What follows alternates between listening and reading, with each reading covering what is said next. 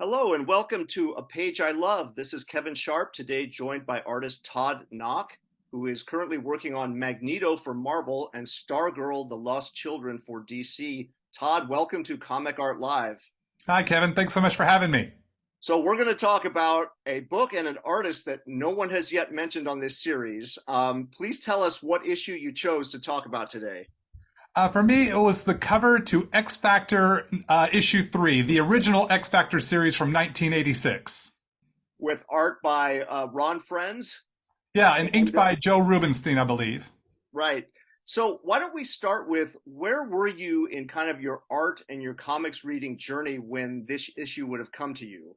Let's see. So in 1986, I was, especially when this came out, because I believe this was early 1986, I was 14 years old. I'd only been collecting comics for about a year. And where I grew up in East Texas, at that time, we didn't have a comic book shop in our town. So I had to buy my comics off of a spinner rack at the grocery store.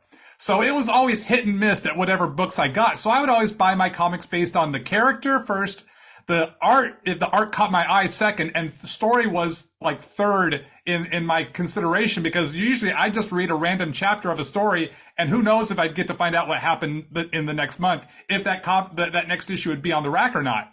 So yeah, the only book I got regularly was Uncanny X-Men through mail subscription. And so was the X Factor the original X-Men team? Had you been exposed to them ever?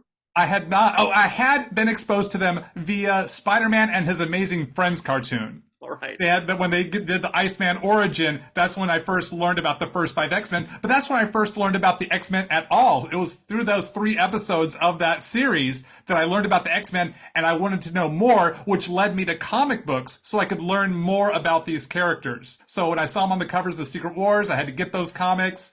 Then that's like cut out the coupon, subscribe to X-Men, and then I was getting that monthly, and I really started to get to know the Marvel Universe. But any other comics I would buy when I was go to the grocery shopping with my mom, I'd go to the spinner rack. What looked cool? Oh, this issue of ROM, this issue of Power Man and Iron Fist. And then there was the day that I came in and I saw this comic. The first, I missed X Factor issues 1 and 2. They had already been sold the previous months. So the first issue I see is this issue of X Factor number 3. As a kid, you see this cover and what elements jump out to you? The first thing that strikes me is Cyclops.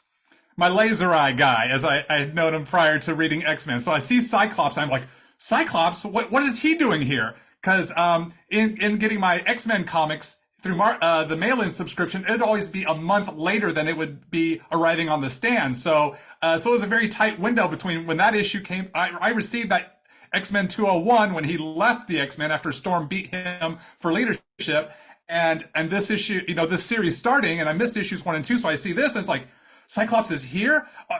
So immediately I look to Cyclops, which, the way it's angled, his fist pulls me down to Iceman. Of course I know Iceman from the cartoon, so it's like, Iceman, yes, a comic book with Iceman, because I think New Defenders had been canceled prior to that, so I didn't get a chance to read any of those stories which had Iceman in a regular book. So it's Iceman, and I move up, it's like, who's this red-haired girl?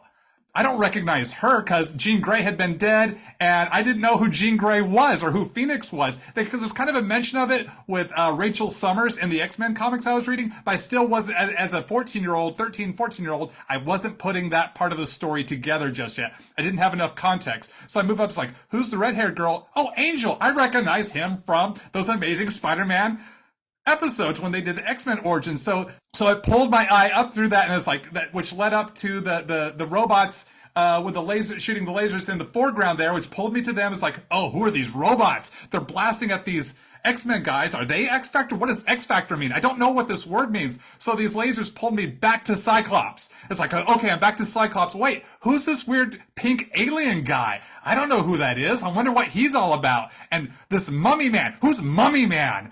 Wow, I didn't know Marvel had a Mummy Man. That's exciting. I want to. So it pulls my eye through this way, and from Mummy Man pulls me to the edge of the paper to open the comic. It's like this was the first time a comic had me going, what is the story here? I want to know the story so bad, and it was an immediate purchase. Didn't look at any other comic. Saw this one on the shelf first, grabbed it. This is my must buy on this trip.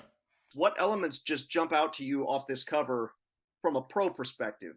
I didn't realize what I was noticing then as a kid. It wasn't until I pulled this cover up and showed it to my wife and kind of walked her through my experience as a kid as I walked through. It's like, oh, this kind of spiral pattern from the recognizable character in the center, pulling up to Angel, around to the bad guys, then pulling us back to the group. It's like the eye just can't help but circle there. It's just a really nice graphic element that really keeps the eye moving through the page, but never getting stuck in one place. It's always, something is always leading me to the next thing. And also I love that kind of low shot where you have the big, like you're almost like I've fallen down and I'm getting up in this crazy battle scene, and so I'm right next to these bad guys and I'm getting up and I'm seeing X Factor coming to my rescue. I love that sort of storytelling moment where I feel like I'm inside of it and I'm in peril. You know, I'm right there next to that big bad guy's boot. I could get stomped on, but there's Cyclops and Mummy Man and his crew to rescue me. I love that sort of feeling there and the depth of the bad guys to the heroes to the back buildings in the background.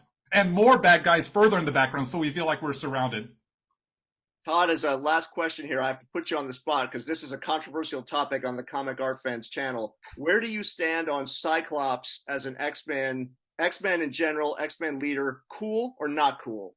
I think Cyclops is too complex to put into a cool or not cool thing. As a flawed human, there are times when we are cool and there are times where we are uncool.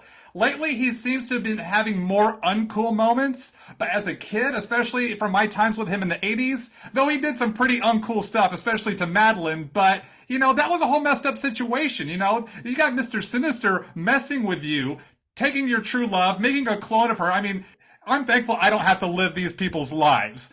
The troubles I have, I would not trade for a mutant's life. So, you know, he's got his cool moments, he's got his uncool moments, but I think he's just too complicated for me to put into one camp or another. I think about the fun moments I had with him, reading him in the 80s and 90s, so I kind of put him in, he's a character I think he's cool, but I think he's got a lot of flaws.